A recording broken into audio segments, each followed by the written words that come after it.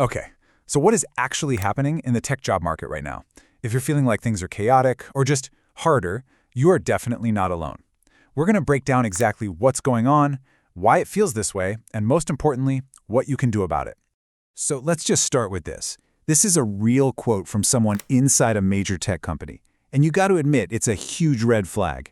I mean, when companies start asking people to volunteer to be laid off, that tells you there is some serious uncertainty and intense cost pressure going on. It's a total shift in how they're thinking about their workforce. All right, so here's our game plan. First, we're going to look at what the market really looks like right now. Then, we'll dig into the two big reasons why it looks this way. And finally, we'll get into a clear, actionable playbook to help you navigate this whole thing. Okay, let's get into it.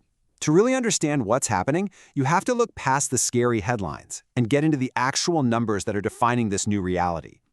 Just in the first few months of this year, we've already seen close to 100,000 job cuts in the tech sector.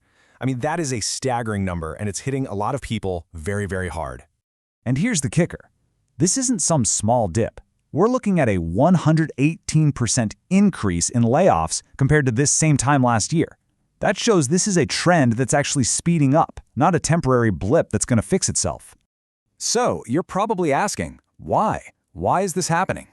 Well, the first big reason is what you could call a correction. Tech companies are basically paying the price now for the absolutely insane, and let's be honest, unsustainable growth they saw during the pandemic. And this timeline just lays it all out perfectly. You had 2020, when the whole world went digital overnight. Companies like Amazon literally doubled their entire workforce. Then came 2023, and all we heard was the year of efficiency, which is basically corporate speak for, we're about to make some major cuts. And now, well, now we're living through that correction. And look, this isn't just us speculating. You have leaders in tech saying it out loud. The CEO of Salesforce put it pretty bluntly. We actually hired too many people. Simple as that. Now they're having to adjust. But here's the thing that's so crucial. It's not just about the people being laid off. What about the ones who are left?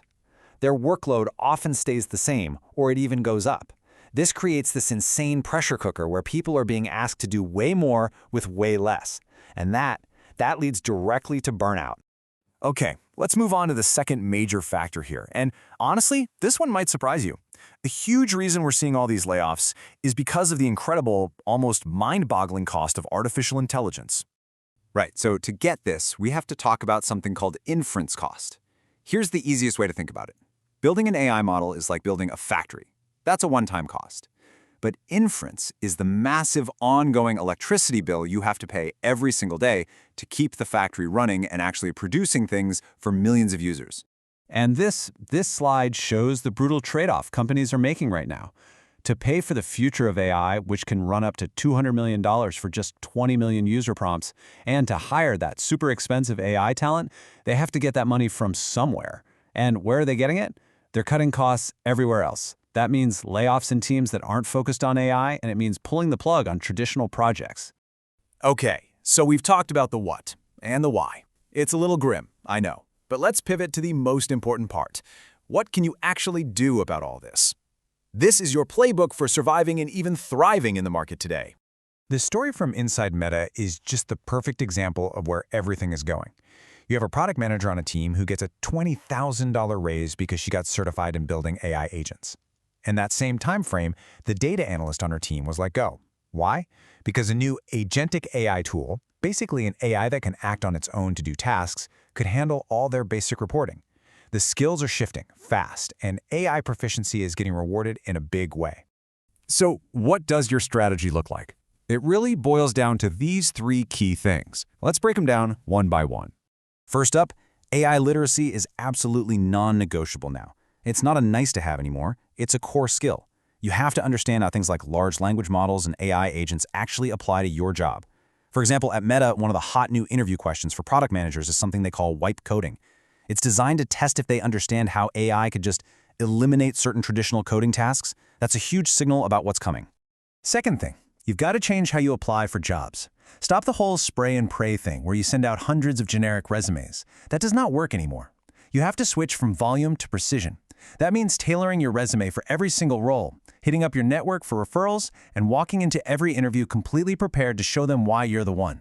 And number 3, You have to be flexible. Look, it's cool to have a dream company, but don't close yourself off to startups or mid-sized companies.